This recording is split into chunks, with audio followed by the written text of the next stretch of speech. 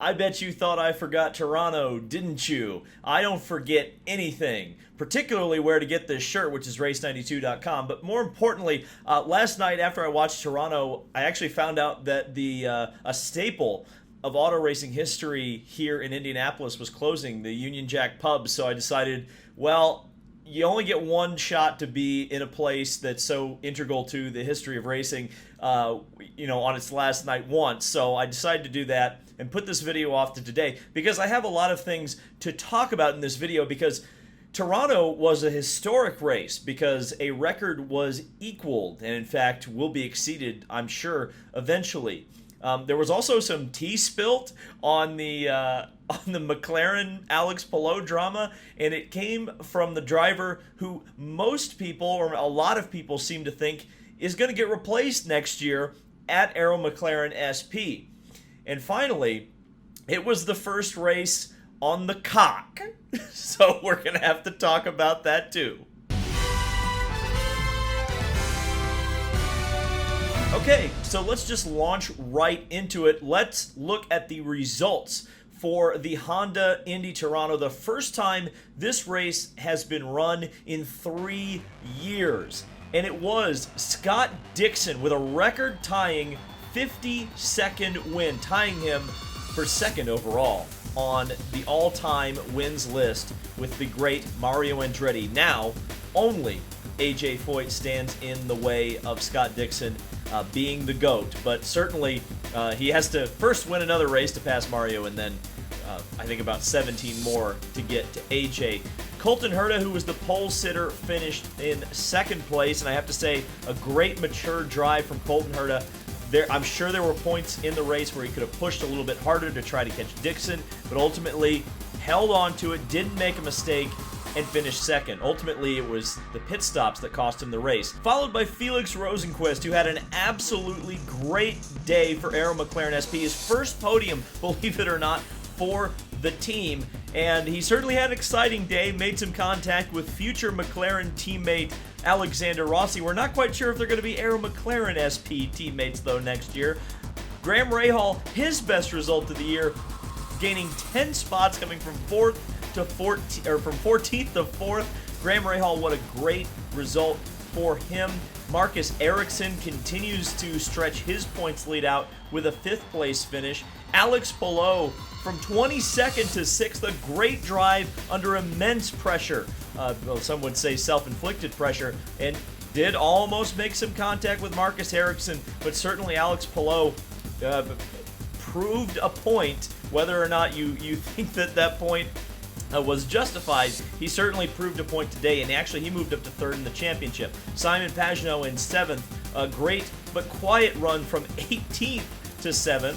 Christian Lundgaard again showing the great strides that the Rahal, Letterman, Lanigan team has made, going from 10th to 8th, finishing, but certainly a Sebring test for that team's found them something. Scott McLaughlin, who's been so good on the street courses this year, lost 3 spots, but still finished inside the top 10. Joseph Newgarden started 3rd and finished 10th. A tough break for Newgarden. A slow pit stop got him there. Pato O'Ward went from 15th to 11th, but it was a weekend to forget for him. David Malukas started 5th, but couldn't maintain that. Renus VK, a mid-run for Renus, unfortunately, at Toronto. Callum Ilott, who looked so good in qualifying and throughout this weekend, only got to 14th. Will Power only gained 1 spot on the day. A very disappointing day for Will Power. Romain Grosjean hit everything but the pace car to finish 16th.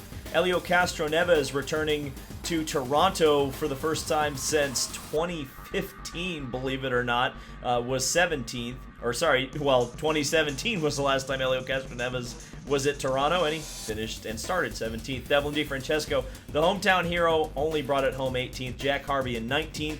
Connor Daly in 20th. Jimmy Johnson crashed out in 21st position, but actually looked really competitive until he found the front wing of Kyle Kirkwood, which spun him around and brought out a yellow flag. Alexander Rossi was out of the race due to contact with Felix Rosenqvist, but was very diplomatic in his responses. Dalton Kellett lost an engine, another Chevy engine that has gone by the wayside, and Takuma Sato got into the wall on the very first lap after a bit of contact with Pato O'Ward. So let's talk about Scott Dixon, because we need to appreciate what Scott Dixon did behind a paywall and probably watched by less than 50,000 people. And that is that he tied the great Mario Andretti for second on the all-time wins list with 52 wins.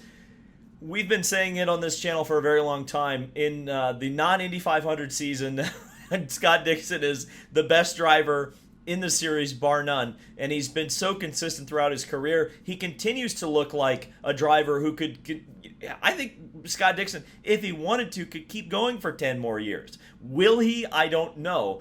But I think it's also interesting, and it kind of goes back to the whole fascinating saga that has been this past week in IndyCar, which is that on a week in which the Chip Ganassi team was under a lot of pressure, a lot of media speculation and questions, and so many unanswered things about that team, uncertainty, dysfunction, all those things, Scott Dixon steps up and wins his first race of the year.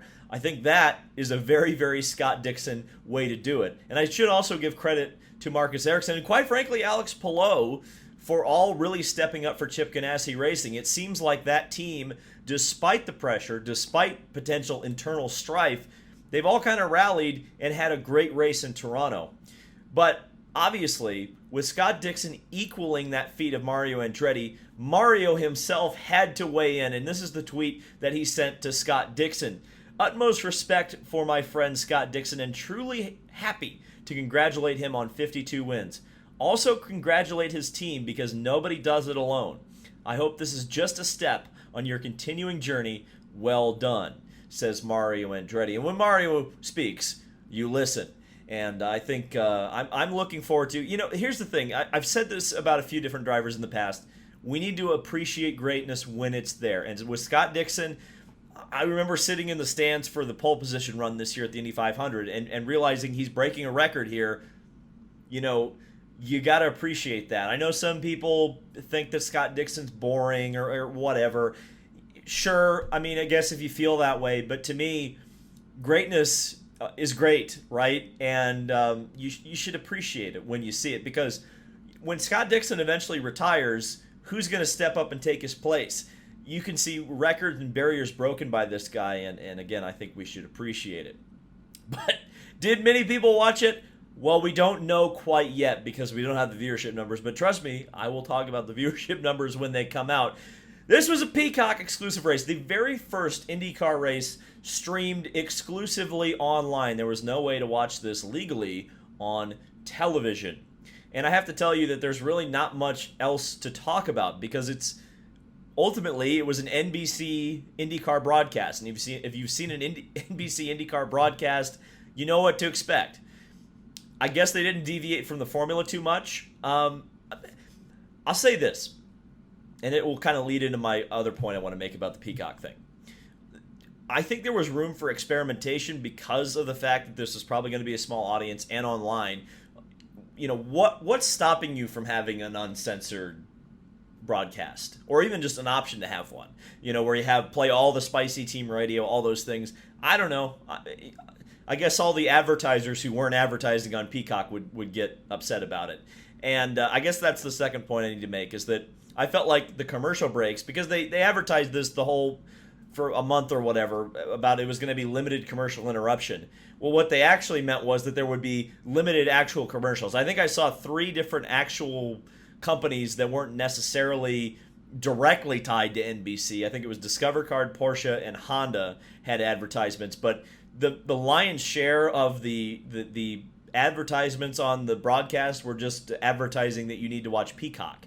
And if you've already been watching that race, you've already bought Peacock, so I also thought it was a bit silly because when I turned off the NASCAR, or I turned off the IndyCar race and turned on the NASCAR race, almost instantly there was an ad advertising that you could watch the Honda Indy Toronto, which had just ended on Peacock. Maybe they're talking about watching a post-race thing. I don't know. And I have to say, too, the online hand-wringing about Peacock, I got so tired. I got so tired of people unironically saying, well, it's only $5. Like, and then so like you had the it's only $5 people, and then you had the boomers that were also like, I ain't touching that internet shit. And it's just like these two people just fighting and just watching it, just, oh god. Like, because the $5 people pretend like there's absolutely no legitimacy to any complaints about the cock, but then these people just completely dismiss streaming, and they're both wrong. And I'm just tired of watching idiots slap fight online. But anyway, speaking of slap fights, probably not idiots slap fighting this time, but Arrow McLaren SP and Chip Ganassi Racing. There's a lot of drama. I don't know if you've been paying attention the last week between these teams. And one of the things that I've been tracking even before we really got a lot of these spicy details was, or is, the battle for Felix Rosenqvist to stay in IndyCar. He's been getting better about specifically coming out and saying, yeah, I want to stay in IndyCar. I want to stay in IndyCar. Because when I was talking to him at Mid-Ohio, he didn't just come out and say the phrase. He was like, well, I have a preference, but I can't tell you. And it was like, okay, all right. Well, now he's beginning to say it, and say it very loudly. And I think a lot of this drama and a lot of these things that have been happening behind the scenes that are now coming out as public are showing that Felix Rosenqvist is definitely not the most dysfunctional part of any of these cogs kind of turning in the background. And I have to tell you that, especially since the Indianapolis 500, Felix Rosenqvist, to me, has absolutely earned his place in IndyCar. Sure, this weekend was his first podium finish, but you look how strong he was at the Indy 500. You look at the great strategy call at Road America. In fact, he would have qualified probably in the Fast 6, or at least the Fast 12 at Detroit, had he not gotten a penalty for blocking. Several people have been guilty of that this year. No issue. And then obviously this drive at Toronto, elbows out, unafraid, beat Pato, which is, when you realize how quick Pato generally is, I got to tell you. And then you go to Iowa, in which the Arrow McLaren cars have been fast in the past. I think the train's going to keep moving with Felix. So, and to me, he's gelling with the team. In fact, I've spoken to several people on that team. Not a one has said, yeah, we want to get rid of Felix. So the team is gelling. They're getting better. Why change it? Why take him to Formula E? I know he's already re-signed, and they've said, well, we're going to take you to IndyCar, Formula E, but they haven't specified what yet. And it's all kind of come together because Felix Rosenqvist got very spicy in the post-race press conference, and we learned 3 new things in this quote from Felix Rosenqvist. And here's what he had to say. By the sound of it, it doesn't sound like Alex. I mean, I don't know what's going on there. Aha. At the moment, it doesn't sound like he's going to race at all. Yeah, it's up to lawyers and stuff. Honestly, it's not my business at all. I think, honestly, it hasn't really changed anything. This whole deal went down months ago. I didn't know all the details of that, but I know now. But nothing has actually changed. I think if Zach was sure I was going to Formula E, he would have already said it. I'm going to take that chance. If there's a chance for me to be here next year, I'm going to try to prove that I can do that. Well. This is the first public confirmation of something that I brought up 2 or 3 videos ago, which is there's a very real possibility that Alex Palou could get the Alex Lloyd treatment and get tossed to the side for at least a year as this contract with Chip Ganassi finds its way out the door and null and void.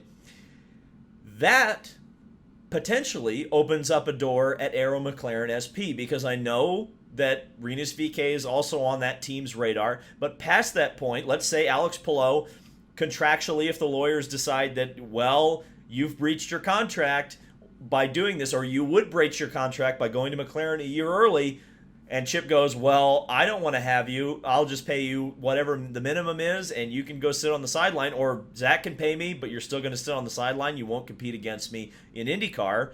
Well, that narrows the choices at Arrow McLaren SP significantly.